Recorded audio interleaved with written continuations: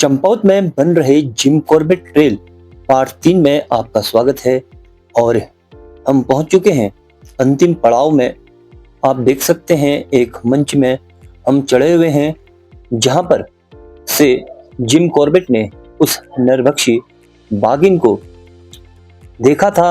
और इसके बाद आगे बाघ बरूड़ी एक स्थान है, जिस चट्टान से जिम कॉर्बेट ने उस नरभक्षी बाघिन को मारा था, जिसने 436 लोगों को मौत के घाट उतारा था।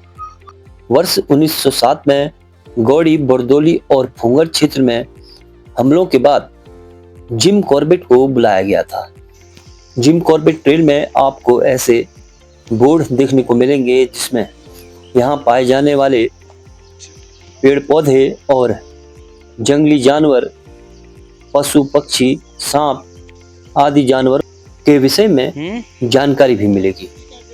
क्षण है जहां पर नरभक्षी बाघिन जो घायल थी और शिकारी और शिकार आमने सामने थे।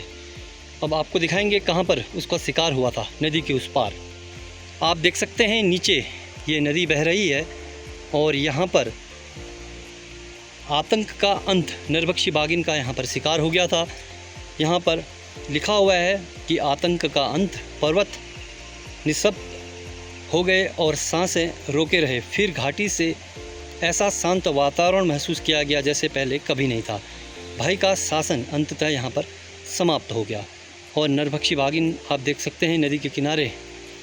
ये वही नदी है और ये वही स्पॉट है जहाँ पर उसको ऊपर से मारा था।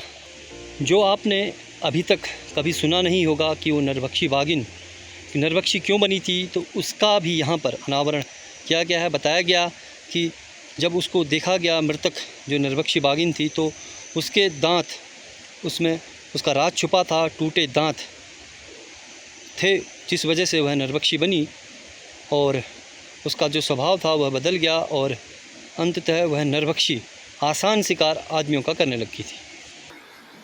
आखिर हम उस स्थान में पहुंच गए हैं जहां पर नरभक्षी बाघिन का शरीर गिरा था। आप देख सकते हैं यहाँ पर चंपावत की स्मृति यहाँ पर लिखा हुआ है। रात में मसालें जली थी और रात के स्वर गूंज उठे। गांव के मार्ग फिर से खुल गए गांव के मार्ग फिर से खुल गए और भय धीरे धीरे मिट गया। आप देख सकते हैं चित्र में दिखाया गया है कि कैसे उसको मार के इस तरह ले जाया गया। और ये नदी है, यहाँ पर वही कुंड है जहाँ पर से नरभक्षी बाघिन जब उसे मारा गया तो वो नीचे गिर गई थी। तो ये आप जिम कॉर्बेट ट्रेल का आपने पूरा यहाँ पर देखा, काफ़ी अच्छा।